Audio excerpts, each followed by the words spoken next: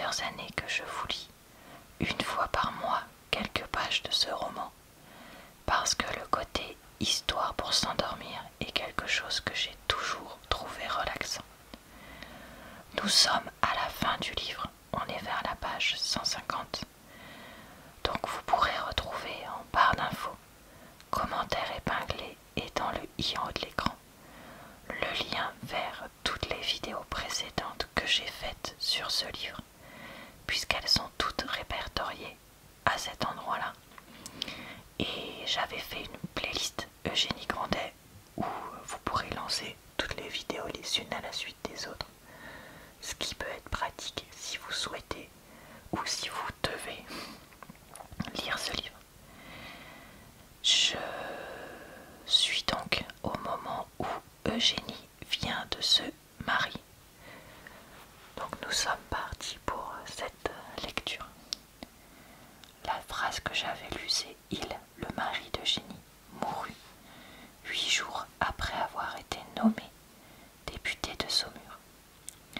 Dieu, qui voit tout et ne frappe jamais à fond, le punissait sans doute de ses calculs et de l'habileté juridique avec laquelle il avait minuté à Curante-Cruchot son contrat de mariage, où les futurs époux se donnaient l'un à l'autre, au cas où ils n'auraient pas eu d'enfants, l'universalité de leurs biens, meubles et immeubles, sans en rien accepter ni réserver, en toute propriété, se dispensant même de la formalité de l'inventaire, sans que l'omission du dit inventaire puisse être opposée à leurs héritiers, ou ayant cause, entendant que la dite donation soit, etc. Cette clause peut expliquer le profond respect que le président eut constamment pour la volonté, pour la sollicitude de Madame de Bonfons. Les femmes citaient Monsieur le Premier Président comme un des hommes les plus délicats, le plaignaient et allaient jusqu'à souvent accuser la douleur, la passion d'Eugénie. Mais comme elles savent accuser une femme des plus cruels ménagements, il faut que Madame la Présidente de Bonfons soit bien souffrante pour laisser son mari seul. Pauvre petite femme, guérira-t-elle bientôt? Qu'a-t-elle donc? Une gastrite? Un cancer? Pourquoi ne voit-elle pas des médecins? Elle devient jaune depuis quelque temps. Elle devrait aller consulter les célébrités de Paris. Comment peut-elle ne pas désirer un enfant? Elle aime beaucoup son mari, dit-on. Comment ne pas lui donner d'héritier dans sa position? Savez-vous que cela est affreux? Et si c'était par l'effet d'un caprice, il serait bien condamnable, pauvre président. Doué de ce tact fin que le solitaire exerce par ses perpétuelles méditations et par la vue exquise avec laquelle il saisit les choses qui tombent dans sa sphère, Eugénie, habituée par le malheur et par sa dernière éducation à tout deviner, savait que le président désirait sa mort pour se trouver en possession de cette immense fortune encore augmentée par les successions de son oncle le notaire et de son oncle l'abbé, que Dieu eut la fantaisie d'appeler à lui. La pauvre recluse avait pitié du président. La providence la vengea des calculs et de l'infâme indifférence d'un époux qui respectait, comme la plus forte des garanties, la passion sans espoir dont se nourrissait Eugénie. Donner la vie à un enfant, n'était-ce pas tuer les espérances de l'égoïsme, les joies de l'ambition caressées par le premier président? Dieu jeta donc des masses d'or à sa prisonnière, pour qui l'or était indifférent et qui aspirait au ciel, qui vivait pieuse et bonne en de saintes pensées, qui secourait incessamment les malheureux en secret. Madame de Bonfons fut veuve à 36 ans, riche de 800 000 livres de rente, encore belle, mais comme une femme est belle, près de 40 ans. Son visage est blanc, reposé, calme. Sa voix est douce et recueillie. Ses manières sont simples. Elle a toutes les noblesses de la douleur, la sainteté d'une personne qui n'a pas souillé son âme au contact du monde, mais aussi la roideur de la vieille fille et les habitudes mesquines que donne l'existence étroite de la province. Malgré ses 800 000 livres de rente, elle vit comme avait vécu la pauvre Eugénie Grandet, n'allume le feu de sa chambre qu'au jour où jadis son père lui permettait d'allumer le foyer de la salle, et l'éteint conformément au programme en vigueur dans ses jeunes années. Elle est toujours vêtue comme l'était sa mère. La maison de Saumur, maison sans soleil, sans chaleur, sans cesse ombragée, mélancolique, est l'image de sa vie. Elle accumule soigneusement ses revenus, et peut-être eût-elle semblé parcimonieuse si elle ne démentait la médisance par un noble emploi de sa fortune.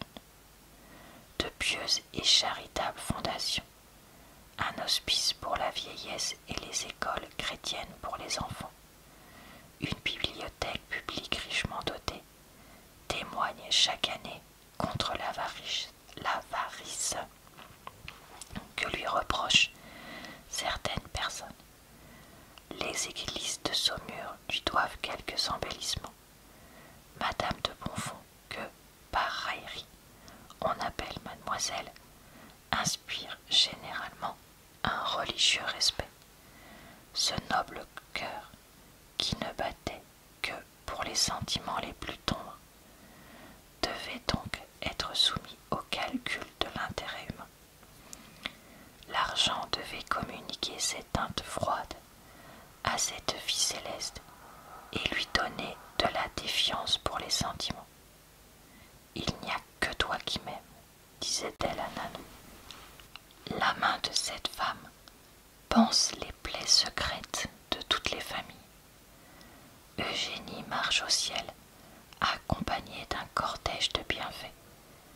La grandeur de son âme amoindrit les petitesses de son éducation et les coutumes de sa vie première. Telle est l'histoire de cette femme qui n'est pas du monde au milieu du monde, qui, faite pour être magnifiquement épouse et mère, n'a ni mari, ni enfant, ni famille. Depuis quelques jours, il est question d'un nouveau mariage. Pour elle, les gens de Saumur s'occupent-elle et de monsieur le marquis de Froidfond, dont la famille commence à cerner la riche veuve, comme jadis avaient fait les Cruchot. Nanon et Cornoiller sont, dit-on, dans les intérêts du marquis, mais rien n'est plus faux. Ni la grande Nanon, ni Cornoiller n'ont assez d'esprit pour comprendre les corruptions du monde. Paris, septembre 1833. Et voilà, j'ai donc maintenant terminé ce livre. Cette dernière vidéo est un petit peu courte, malheureusement, mais c'est inhérent au fait que il me restait moins de pages que ce que je pensais. Je vais donc maintenant vous donner mon avis sur ce livre. Alors, quand je vous dis ça, je ne vais pas du tout chercher à faire une critique littéraire et à imaginer ce qu'a voulu dire Balzac dans ce livre. Quels sont les sens cachés, etc., comme pourrait l'être un cours de français. Moi, je vais juste vous donner mon avis sur le livre en lui-même. J'ai trouvé que le message par rapport à la richesse était intéressant. On a Eugénie qui souhaite vivre de façon la plus pieuse et la plus pauvre possible et qui se retrouvent extrêmement riches. Et à l'inverse, on a toutes les personnes très intéressées par l'argent, dont son père, qui vont petit à petit disparaître. Et je pense que voilà, il y a quand même un côté intéressant par ce message-là. Je trouve que le livre n'est pas écrit de façon aussi compliquée que ce que je m'attendais. Moi, Balzac, on me l'avait vraiment présenté comme quelqu'un de très très difficile à lire. Et je trouve que ce livre-là, ça va encore, ça se comprend à peu près, ça se lit à peu près facilement. Je ne me prononcerai pas sur ces autres livres puisque je ne me rappelle pas trop en avoir lu. Donc voilà, je ne vais pas faire semblant de prétendre m'y connaître. Mais celui-là est relativement court et accessible, je trouve. J'ai trouvé les différents personnages assez intéressants et assez diversifiés. Et l'histoire progresse quand même petit à petit. C'est très moralisateur, très chrétien aussi, il faut le dire.